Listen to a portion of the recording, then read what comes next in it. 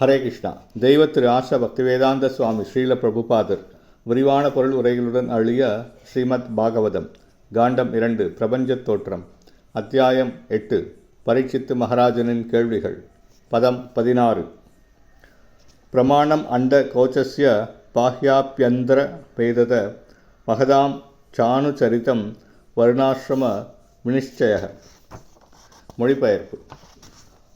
பிரபஞ்சத்தின் உள்வெளியையும் புறவெளியையும் அவற்றின் பிரிவுகளுக்கேற்ப விளக்கமும், அத்துடன் மகாத்மாக்களின் குணம் மற்றும் செயல்களையும், மேலும் சமூக மற்றும் ஆன்மீக பிரிவினர்களின் செயல்முறைகளையும் கூட தயவு செய்து விளக்குவீராக.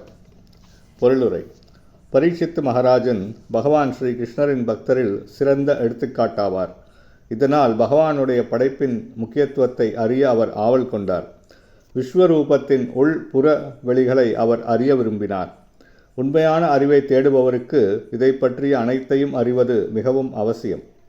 பகவத் பக்தர்கள் வெறும் மனோபாவங்களால் திருப்தி அடைகின்றனர் என்று சிலர் கருதுகின்றனர். தூய பக்தர் ஒருவர் பொருட்களை அவற்றின் பரிபூரணமான நிலையில் அறிய எவ்வளவு ஆவல் கொண்டுள்ளார் என்பதை இவர்கள் பரீட்சித்து மகாராஜனின் விசாரணைகளிலிருந்து நன்கு அறியலாம். நவீன விஞ்ஞானியால் பிரபஞ்சத்தின் உள்வெளியை கூட அறிய முடியவில்லை. பிரபஞ்சத்தை மூடியுள்ள புறவெளியை பற்றி கூற என்ன இருக்கிறது? பரீட்சித்து மகாராஜன் பௌதிக அறிவுடன் திருப்தி அடையவில்லை. மகாத்மாக்களான பகவத் பக்தர்களின் குணம் மற்றும் செயல்களை பற்றியும் அவர் விசாரித்தார். பகவானின் பெருமைகளும் அவரது பக்தர்களின் பெருமைகளும் ஒன்றாக இணைந்து ஸ்ரீமத் பாகவதத்தின் பூரண அறிவாக உருப்பெற்றுள்ளது. குழந்தை கிருஷ்ணரின் தாய் யசோதை குழந்தை எவ்வளவு மண்ணை தின்றது என்பதை காண அவரது வாயை திறந்தாள். அப்பொழுது பகவான் ஸ்ரீ கிருஷ்ணர் தம் தாயாருக்கு மொத்த பிரபஞ்ச படைப்பையும் தன் வாயினுள் காட்டியருளினார். பகவானின் கருணையால் அவரது வாயினுள் இருக்கும் பிரபஞ்சத்திற்குள் அனைத்தும் அடங்கியிருப்பதை பக்தரால் காண முடிகிறது.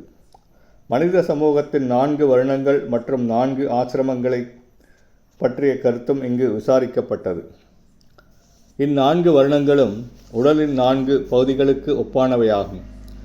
உடல் உறுப்புகள் உடலிலிருந்து வேறுபட்டவை அல்ல, ஆனால் தனித்திருக்கும் பொழுது அவை வெறும் அங்கங்களாக மட்டுமே இருக்கின்றன.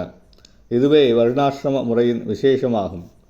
மனித சமூகத்தின் இத்தகைய விஞ்ஞானபூர்வமான பிரிவுகளின் மதிப்பை பகவானிடம் உள்ள பக்தி தொண்டனுடைய முன்னேற்றத்தின் விகிதத்திற்கு ஏற்றவாறு மட்டுமே ஆராய்ந்தறிய முடியும். ஜனாதிபதி உட்பட அரசாங்க சேவையில் ஈடுபட்டுள்ள ஊழியர்கள் அனைவரும் மொத்த அரசாங்கத்தின் அங்க உறுப்புகள் ஆவர். அனைவரும் அரசாங்க ஊழியர்களே, ஆனால் ஒருவரும் தனிப்பட்ட முறையில் அரசாங்கமாக இருப்பதில்லை. இதுவே பரமபுருஷரின் அரசாங்கத்தில் உள்ள ஜீவராசிகளின் நிலையாகும். பகவானைப் போல உன்னத நிலையில் இருப்பதாக ஒருவரும் செயற்கையான முறையில் உரிமை கொண்டாட முடியாது. ஆனால் அனைவரும் பூர்ண புருஷருக்கு தொண்டாற்றும் நோக்கத்திற்காகவே உள்ளனர். ஹரே கிருஷ்ணா.